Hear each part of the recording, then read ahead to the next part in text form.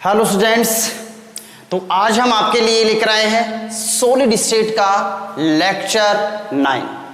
Previous lecture में हमने संकुलन क्षमता की बात की थी और संकुलन क्षमता क्या होता है ये हमने देखा था। उसके बाद में हमने सिंपल क्यूबिक यूनिट सेल सरल घनीय एकक काष्ठिका के लिए हमने संकुलन क्षमता निकाली थी और हमारी संकुलन क्षमता ये थी 52.4%, 52.4%। ये हमारी संकुलन क्षमता आ गई थी।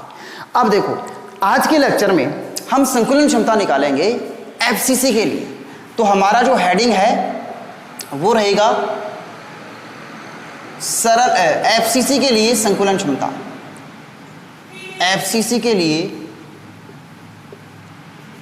संकुलन क्षमता।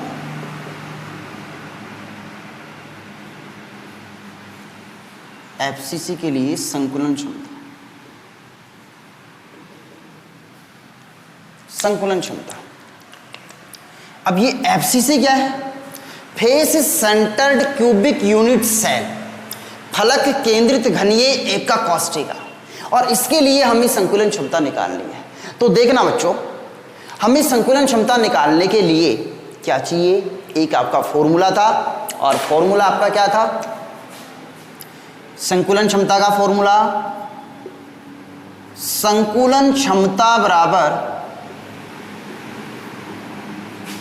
Z गुणा 4/3 पाई आर की क्यूब बटा ए की क्यूब, और परसेंट में निकाले तो गुणा 100। ये हमारा फॉर्मूला था। अब फॉर्मूला तो हमारा ठीक है, लेकिन हमें एफसीसी क्रिस्टल बनाना पड़ेगा। और एफसीसी क्रिस्टल हम बना लेते हैं। तो देखना बेटा,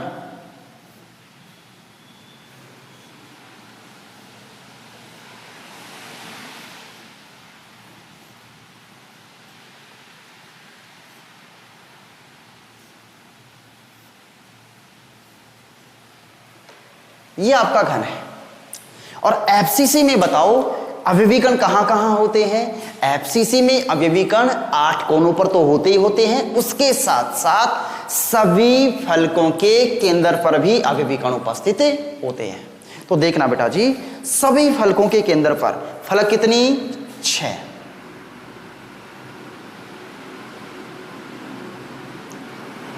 ये आगे वाली फलक का और ये पीछे वाली फलक का।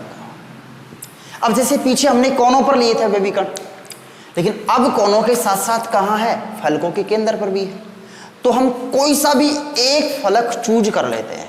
तो देखना ध्यान से, क्योंकि सारे अवयवीकरण हम लिखेंगे तो थोड़ा सा कंफ्यूजन हो जाएगा। हम कोई सा भी एक फलक, मान लिया हमने ये वाला फलक ले लिया, और एफसीसी में कोनों के साथ साथ अवयवीकरण कहां होता है? फलक के केंद्र पर। कोनों के साथ साथ जो अवयवीकरण है वो कहां होता है? फलक के केंद्र पर। अब आप मेरे को यह बताइएगा कि जो घन की भुजा की लंबाई है वो इन सब में समान होगी, और समान कितनी होगी? ए होगी, सब में ए होगी। ये लो जी। अब देखो बेटा, ये हमारा फेस हो गया, ये वाला, और ये हमने एक रेखा खींच दी यहां पे। अब देखो इधर, ये एक फेस चूज किया हमने। देखना ध्यान से, हमारा ए बराबर जो 2r आ रहा था पहले, वो एफसीसी के लिए तो ठीक था। अब देखो r की वैल्यू या a की वैल्यू हमारे पास क्या आएगी वो हमें देखना है। तो हमने कोई सा भी एक फलक चूज कर लिया, ये इधर वाला कर लिया, और इस फेस के सेंटर पे हमने ये अवयवीकरण दिखा दिया। 3 अवयवीकरण हो गए। तो देखना, हमारा त्रिभुज है ABC, ये त्रिभुज कह दिया इसको हमने। तो देखना बेटा ध्यान से, हम कहें त्रिभुज ABC में, और यहां पे हम पाइथागोरस प्रमेय लगा सकते हैं, अप्लाई कर सकते हैं। तो बताओ, त्रिभुज ABC में BC स्क्वायर बराबर क्या होगा? AB square plus AC square. ठीक है, या हम इसको यूं कह दें, A को इधर लिख देते हैं और B को इधर लिख देते हैं। तो देखो इधर त्रिभुज ABC में क्या हो जाएगा? AC स्क्वायर बराबर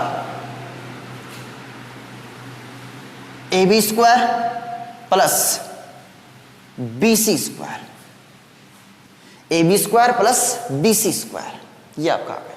अब देखो AB आप लोग जानते हो A होता है, BC भी आप लोग जानते हो ये भी A है, क्योंकि घन की भुजा की सबकी लंबाई क्या है, समान है। तो बताओ, चूंकि हम जानते हैं AB बराबर BC बराबर क्या, A, तो बताओ AC स्क्वायर बराबर क्या आ गया, A square plus A square, दोनों का मान हमने रख दिया। तो बताओ AC स्क्वायर बराबर क्या आ गया, 2A स्क्वायर। और आप बताओ AC बराबर क्या आ गया, √2A। ये आपका मान आ गया AC का। किसका मान आ गया, ये AC का। अब देखना बेटा ध्यान से, ये जो AC है इसमें एक गोला यहां पे है, इसमें एक गोला बीच में है और एक गोला इसमें यहां पे है। तो देखो इस गोले की त्रिज्या R, एक R, इस गोले की त्रिज्या R, इस गोले की त्रिज्या R, मतलब इस गोले का तो व्यास हो गया ना बीच वाले का, तो 2R हो गया है, और इस गोले की त्रिज्या R। ऐसे AC बराबर क्या हमारा 4R हो गया क्या, 4R हो गया क्या। फिर से देखो, इस गोले की त्रिज्या कौन है वाले की, R, यहां से यहां तक R, R, R, R। क्या हमारा AC, क्या हमारा AC बराबर 4R हो गया क्या। और AC का मान अगर यहां पे लिखे अपन, तो बताओ 4R बराबर √2A, और A का अगर हम मान निकालें तो बताओ 4R बराबर √2, और A का अगर हम मान निकालें तो इसको हम 4 को क्या लिख सकते हैं, 2 गुणा 2, और 2 को क्या लिख सकते हैं अपन, √2 इंटू √2। तो बताओ इसका मान क्या रह जाएगा अपना, 2√2R। ये हमारा मान आ गया किसका, A का मान आ गया बेटा। किसका मान आ गया, ये A का। तो A का मान हमारा कितना आया, 2√2R, और यही मान हमको चाहिए था, यही मान हमको चाहिए था। अब ये मान हम फॉर्मूले में रख देंगे, अब तो हमें कोई प्रॉब्लम है ही नहीं। तो इसको मैं एक बार के लिए हटा देता हूं, ठीक है, ये आपको समझ आ गया। फिर से देख लो, यहां पे हमने AC बराबर 4R लिखा है, R, R, R, R, AC बराबर क्या, 4R, और हमने जो AC का मान निकाला है वो यहां पे रख दिया। चलो ठीक है, अब देखो बेटा, अब हमारा फॉर्मूला क्या है, Z। बताओ 4FCC, Z कितना होता है, निकाल चुके, 4 होता है बेटा। अब विकर्णों की कुल संख्या FCC के लिए 4 होती है, प्रीवियस लेक्चर में निकाल चुके। SCC के लिए 1 होती है, BCC के लिए 2 होती है, FCC के लिए 4 होती है, NCC के लिए 2 होती है, HCC के लिए 4 होती है, डायमंड के लिए 6 होती है। ठीक है, तो देखो यहां पे Z का मान हमारा 4 आ गया। तो संकुलन क्षमता, संकुलन क्षमता बताओ, Z का मान कितना, 4 गुणा 4/3 पाई R की क्यूब बटा A का मान क्या है अभी, 2√2R की क्यूब गुणा 100। अब देखो कुछ प्रॉब्लम नहीं होगी आपको, R क्यूब से R क्यूब कैंसिल, अब तो गुणा भाग बच गया। पाई का मान आप लोग जानते ही हो, 22/7, ठीक है, अब तो गुणा भाग बच गया। और जब हम इसको सोल्व करेंगे तो हमारा आंसर आएगा 74%, 74% आंसर आएगा। तो एक बार फिर से आप लोग देख लो, यहाँ पे सबसे पहले त्रिभुज ABC हमने डायग्राम जो बनाया था, जो चित्र हमने बनाया था, वहां से हमने AC का मान निकाला √2A। ये AC का मान हमने कहाँ रखा, यहाँ पे AC हमारा क्या है, 4R, 4R बराबर √2A। A बराबर हमारा ये मान आ गया, और A बराबर इस 4 को कुछ लोग यहाँ पे कंफ्यूज नहीं हो, देखो मैथ वाले तो होंगे ही नहीं, उनके लिए तो बिल्कुल हलवा है, बायो वाले थोड़ा सा हो सकते हैं। इस 4 को हम 2 गुणा 2 लिख सकते हैं, और इस 2 को हम क्या लिखेंगे, √2 गुणा √2। तो हमारे पास क्या बच गया, √2 से √2 कैंसिल हो गया, √2 और 2 बच गया हमारे पास, और R ऐसे कैसे है। तो A का मान ये आ गया, यहाँ पे हमने ये रख दिया। ठीक है, तो ये हमारी FCC के लिए संकुलन क्षमता आ गई। अब हम पढ़ेंगे BCC के लिए संकुलन क्षमता। तो देखो बेटा, बीसीसी के लिए संकुलन क्षमता, बीसीसी के लिए संकुलन क्षमता, बीसीसी के लिए संकुलन क्षमता। अब पहले तो आपको यह पता होना चाहिए बीसीसी क्या है। बॉडी सेंटर्ड क्यूबिक यूनिट्स है, ठीक है, अंतः केंद्रित घनीय एकक कोष्ठिका, ठीक है। और अंतः केंद्रित घनीय एकक कोष्ठिका को एक बार हम लोग बना लेते हैं, तो देखना बेटा,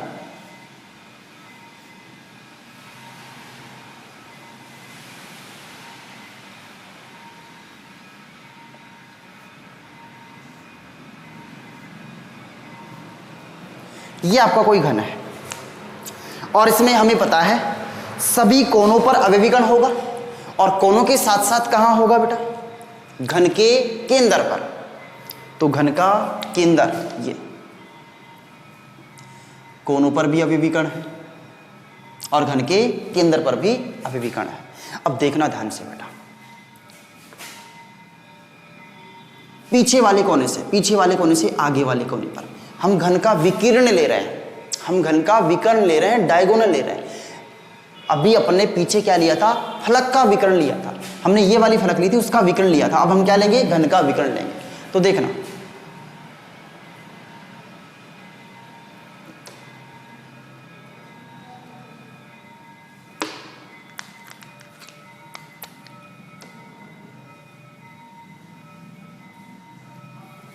देखो इधर, इसको हमने कह दिया ABC त्रिभुज कह दिया। पहले हम अपना फॉर्मूला वगैरह लिख देते हैं। बीसीसी के लिए संकुलन क्षमता निकालेंगे अपन। तो बताओ बेटा, संकुलन क्षमता का हमारा फॉर्मूला क्या है? संकुलन क्षमता, और संकुलन क्षमता बराबर Z गुणा 4/3 पाई आर की क्यूब बटा A क्यूब गुणा 100, ये हमारा फॉर्मूला है। अब हमें पता है 4BCC, बताओ Z कितना होता है? Z होता है 2। अब हमें A निकालना है, और A हम कैसे निकालेंगे देखना बेटा ध्यान से, बहुत इंपॉर्टेंट है ये, थोड़ा सा टिपिकल भी है। तो देखो इधर, एक कण हमारा यहाँ है, सभी कोनों पर है, एक घन के केंद्र पर है, और एक कण हमारा यहाँ है। हमने विकर्ण जो लिया है, डायगोनल जो लिया है, पीछे वाले कोने से आगे वाले कोने पर डाला है। तो देखो इस पर 3 विकर्ण आ गए। पिछले में हमने क्या किया था, फलक का विकर्ण लिया था, उसमें भी 3 कण आ गए थे। तो देखना बेटा ध्यान से, ये पीछे वाला कोना हो गया, ये घन का केंद्र हो गया, और यहाँ से कहाँ गया, आगे। तो इसको हमने AC कह दिया। और ये जो ब्लैक वाला जो दिख रहा है ना BC, ये BC जो है ये पीछे वाली फलक का विकर्ण है। ये जो BC है पीछे वाली फलक ये है, देखो देखो देखो भाई, ये देखो ऐसे पीछे वाली फलक, ये पीछे वाली फलक, इसका क्या है, विकर्ण है ये BC। पीछे वाली ये फलक ये ऐसे है, और ये इसका विकर्ण है। तो एक हमने क्या ले लिया, A, पीछे वाली फलक का विकर्ण हो गया BC, और ये हमारी डिस्टेंस हो गई। अब देखना ध्यान से, हमने क्या कहा, सारी डिस्टेंस A सब बराबर है, लिखने की आवश्यकता भी नहीं है अपने को, ठीक है, ये लिखने की आवश्यकता नहीं, हमें पता है ये सब क्या है, A है, AB क्या है, A है। अब देखना BC, क्या आप BC को जानते हो? क्या बिल्कुल जानते हो बेटा। अभी अपन ने पीछे निकाला है फलक का विकर्ण, इस फलक का विकर्ण निकाला है हमने। और इस फलक का विकर्ण हमने कैसे निकाला है बेटा, तो देखो इधर, इस फलक का विकर्ण हमने निकाला है, इसको थोड़ी देर के लिए भूल जाओ, ये फलक का विकर्ण BC, ये कितना है, A, ये भी कितना है, A। और हमने क्या लिखा था, AC² बराबर, हमने क्या निकाला था, AC² बराबर 2A², और AC बराबर कितना आ गया, √2A आ गया था अभी निकाला था पीछे अपन ने। फलक का विकर्ण AC, फलक का विकर्ण था वो, क्या था वो, √2A। तो क्या हम इस BC को √2A कह सकते हैं क्या? बिल्कुल कह सकते हैं। याद करो, हमने FCC के लिए जब निकाला था संकुलन क्षमता, तो उसमें फलक का विकर्ण निकाला था हमने √2A, और ए का मान निकाला था हमने एफसीसी के लिए 2√2r। ठीक है, तो ये आप लोग बिल्कुल ऑन टिप्स रखो। तो हमने फलक का विकिरण तो निकाल लिया था और कितना आ गया था हमारा √2a। अब हमें निकालना है AC निकालना है। तो देखो हमारा काम बहुत ही आसान हो गया। फॉर BCC Z बराबर क्या 2, ये हम जानते हैं। और हम ये भी जानते हैं कि फलक का जो विकर्ण है वो कितना है √2a। तो देखो हम त्रिभुज कौन सा ले बेटा, त्रिभुज हमारा है ABC में, और त्रिभुज ABC में हम क्या लिखें AC² बराबर AB² प्लस BC²। AC² बराबर AB² प्लस BC²। अब देखो आप लोग जानते हो AB बराबर क्या A होता है, और हम ये भी जानते हैं BC² बराबर क्या होता है √2a। अभी हमने FCC में निकाला था, फलक का जो विकर्ण है वो कितना आया था हमारा √2a। ठीक है, तो देखो इधर वैसे भी निकाल सकते हो आप फलक का विकर्ण, अभी दोबारा से भी निकाल सकते हो। देखो ये जो फलक का विकर्ण है BC, ये √2a कैसे आएगा, तो देखो इधर ये A है, ये A है, तो अपन ये विकर्ण निकालेंगे BC निकालेंगे। तो देखो क्या हो जाएगा BC² बराबर, इसको नाम क्या दे दें A, तो BC² बराबर क्या हो जाएगा AC² प्लस AB², ये हो जाएगा अपना। तो देखो इधर AC कितना A और ये भी कितना A, तो कितना हो जाएगा 2a²। तो BC² बराबर 2a² और BC बराबर कितना हो जाएगा √2a। वैसे भी निकाल सकते हो, दोबारा से निकाल सकते हो, तो ये आपका हो जाएगा। अब देखो इसमें BC आपका √2a आ गया, AB आपका A आ गया। तो बताओ AC कितना आया, AC² बराबर मान रखो भी AB कितना है A² और BC कितना है √2a, तो इसको हम लोग कह सकते हैं 2a²। बताओ बेटा A², एक A² और 2a² कितना हो गया AC² बराबर 3a², और AC बराबर क्या हो गया √3a। ये AC का मान आ गया आपका। अब देखो पीछे वाले में फलक वाले में फलक का जो विकर्ण हमने निकाला था वो हमारा आया था √2a। अब हमारा घन का जो विकर्ण है, देखो घन का विकर्ण पीछे वाला कॉर्नर, उससे कहां गए हम आगे वाले कॉर्नर पे, तो घन का विकर्ण हो गया है। तो ये हमारा कितना आया है √3a। तो देखना अगर आपसे कोई पूछे कि घन में फलक का जो विकिरण है उसका मान कितना है √2a और घन का जो विकिरण है उसका मान कितना है √3a, ये आपको पता होना चाहिए। अब मुझे नहीं लगता आपको कोई प्रॉब्लम होगी। AC बराबर क्या आ गया आपका √3a। अब देखना बेटा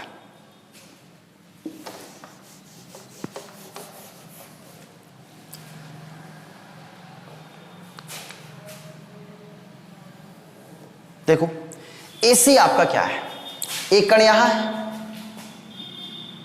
एक कण बीच में है और एक कण यहां है। तो AC बराबर वही 4r हो गया, R R R R। AC बराबर वही क्या हो गया आपका 4r हो गया। तो हम क्या कह सकते हैं AC बराबर क्या था आपका √3a। तो AC बराबर हमें पता क्या है 4r बराबर √3a। अब बताओ A बराबर, हमें तो A का मान निकालना है ना, A बराबर क्या आएगा 4r बटा √3। ये आपका A का मान आ गया, और ये मान कहां रखेंगे इस फॉर्मूले में रखेंगे। Z का मान हमें पता ही है तो बताओ संकुलन क्षमता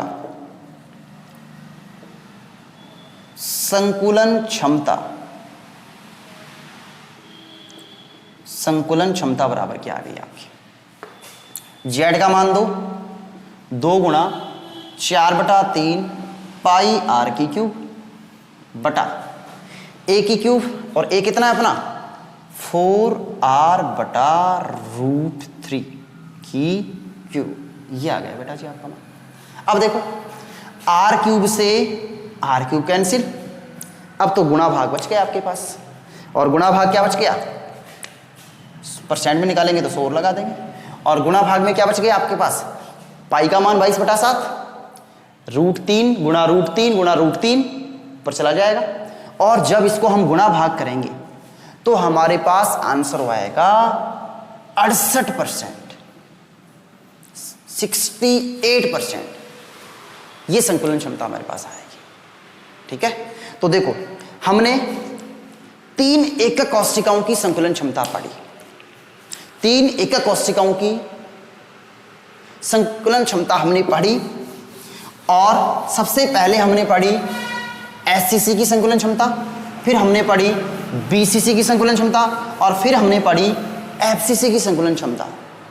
किसी प्रकार की कोई समस्या अगर आती है तो बिल्कुल आप लोग कमेंट कर सकते हो। तो देखो पहला हमने क्या पढ़ा, एससीसी की पैकिंग एफिशिएंसी, संकुलन क्षमता कितनी आई 52.4%।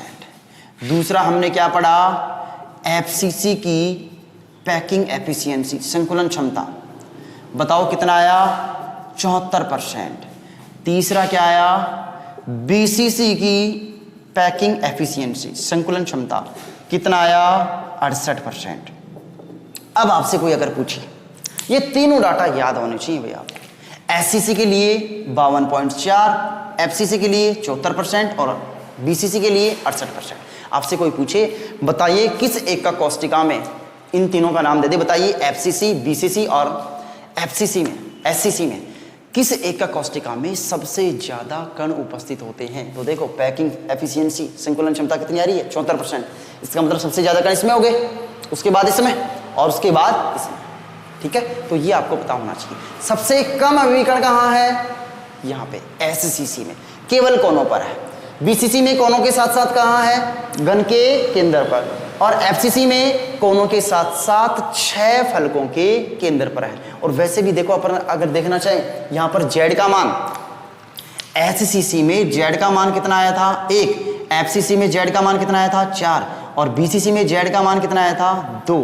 तो इसी हिसाब से इसके अकॉर्डिंग ही इनकी जो पैकिंग एफिशिएंसी है, संकुलन क्षमता है।